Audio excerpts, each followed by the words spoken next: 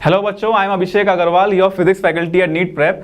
तो last time हम लोग डिस्कस कर रहे थे कि लाइफ में डाउट आए तो क्या करें, तो उसी को कंप्लीट कर लेते हैं। उसके बाद फिजिक्स का एक अच्छा डाउट हम लोग डिस्कस करेंगे। तो बात ये है यार कि लाइफ में स्ट्रेस को कभी भी इतना अपने ऊपर हावी नहीं होने देना है कि आप लोग कोई एक्सट्रीम स्टेप्स आप लोग नहीं करेंगे, कोई नहीं करता। लेकिन बात यह है कि ये हमारी क्वालिटी ऑफ लाइफ को इंपैक्ट नहीं करना चाहिए। तो कभी भी आपको लग रहा है कि लाइफ में प्रॉब्लम बहुत ज़्यादा हो गई हैं जो आप खुद से सॉल्व नहीं कर सकते हैं, तो आप अपने पेरेंट्स को बताइए, फ्रेंड्स को बताइए, रिलेटिव्स को बताइए। हमें कमेंट सेक्शन में जरूर बताएं कि आप किससे अपनी प्रॉब्लम शेयर करते हैं। जब कोई आपको लगता है कि बहुत ही टफ सिचुएशन आ गई है तो आप किससे अपनी प्रॉब्लम्स को शेयर करते हैं। तो यही लाइफ को जीने का मोटो है कि हमेशा अपना 100% दो। नीट में सिलेक्शन होगा या नहीं होगा ये कोई नहीं बता सकता अनटिल अनलेस रिजल्ट आ जाए। लेकिन हाँ, एक चीज़ जो आपके हाथ में है वो ये है कि आपको अपना 100% देना है ना। फल करेजा, फल की इच्छा मत रख। हमेशा अपना 100% दो तो आपको हमेशा सेटिस्फैक्शन रहेगा, कभी भी आपको पछतावा नहीं होगा बाद में। तो इसमें एक और चीज़ ये आती है फिर कि जब हम लोग सक्सीड हैं, जरूरी नहीं है कि आप पहले टाइम में सक्सीड हो जाओ। जब आप किसी प्रॉब्लम को सॉल्व करते हो तो जरूरी नहीं है कि आपको एकदम से उसका आंसर आ जाए। लेकिन हाँ, जब आपको फेलियर्स मिलते हैं तो आप उससे और सीखते हो। आप किसी भी सक्सेसफुल पर्सन का एग्जांपल लेके देख लो। जो आदमी जितना ज़्यादा सक्सेसफुल होता है उसने उतनी ही प्रॉब्लम्स फेस करी होती हैं, उतने ही फेलियर्स देखे होते हैं। अब बात यह है कि आप उस प्रॉब्लम्स को कैसे देख रहे हो, आपका परसेप्शन क्या है। Your life is 10% what happens to you and 90% what you do about what happens to you. यानी कि हमारे साथ क्या होता है ये जरूरी नहीं है, लेकिन हम उसे किस नज़रिए से देखते हैं ये बहुत ज़रूरी है। तो इस चीज़ को हमेशा ध्यान रखिएगा।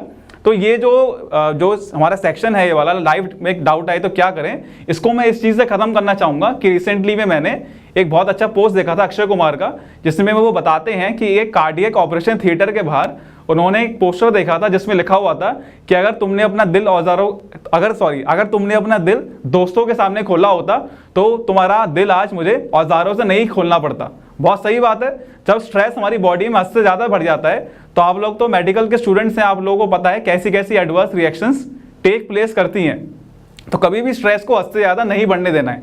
तो वापस से हम फिजिक्स डाउट पे आते हैं क्योंकि हमारी सीरीज है डाउट डाइजेस्ट वाली। तो आज हम आपको डाउट दिखाएंगे। तो ये डाउट पूछा है जुवरिया उमाम ने। तो डाउट की क्वालिटी में मत जाओ कि ठीक है कि जो इसमें एक्चुअली में क्या है, हमें बताया गया है कि जो मार्शियंस हैं वो फोर्स, एक्सेलरेशन और टाइम को यूज कर रहे हैं फंडामेंटल सिस्टम की तरह।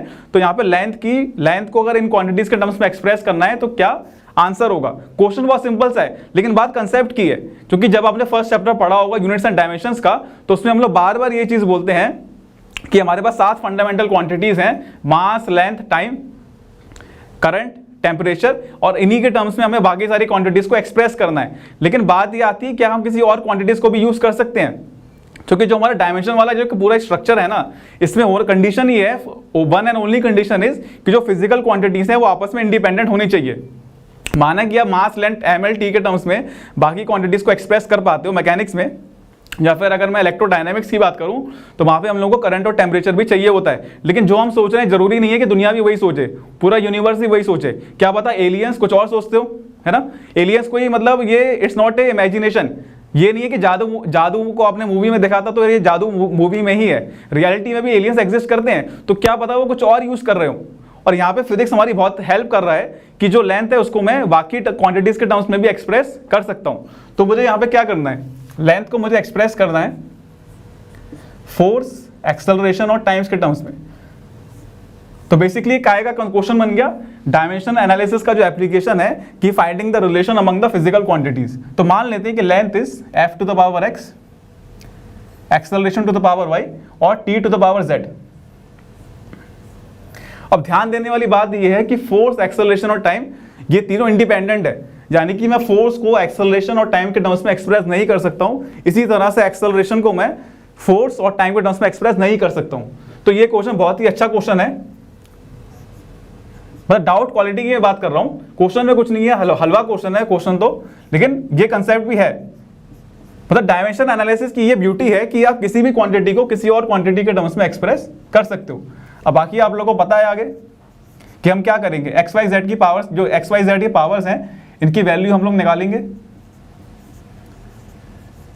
तो दोनों साइड हम लोग ml/t की पावर से कंपेयर करेंगे। तो ये क्या है, m to the power 0, t to the power 0। अगर मैं m की पावर से कंपेयर करूं दोनों साइड्स, m की पावर्स को अगर मैं कंपेयर करूं तो x कितना आ गया मेरा 0, एल की पावर को कंपेयर करते हैं तो यहाँ पे 1 है ना, 1 is equals to x plus y. X तो 0 हमारा पहले ही आ गया था, तो वाई आपका आ गया 1। इसी तरह से अगर हम z की बात करें, z यानी कि t की पावर यहाँ पे 0 है, सॉरी नॉट z, टाइम की पावर हम कंपेयर कर रहे हैं, तो टाइम की पावर लेफ्ट हैंड साइड में 0 है, राइट हैंड साइड में क्या है -2x -2y प्लस z। सो x आपका 0 है, y हम 1 निकाल चुके हैं, तो z कितना आ गया 2। तो ये x y z की वैल्यूज हम वापस फॉर्मूला में पुट कर देंगे, तो l हमारा आ जाएगा a_t²। इसको आप लोग क्रॉस वेरीफाई भी कर सकते हो, क्योंकि एक्सेलरेशन क्या होता है, एक्सेलरेशन होता है मीटर्स पर सेकंड स्क्वायर, तो मीटर्स पर second square into second square, तो वो हमें दे देगा लेंथ। ठीक है बच्चों।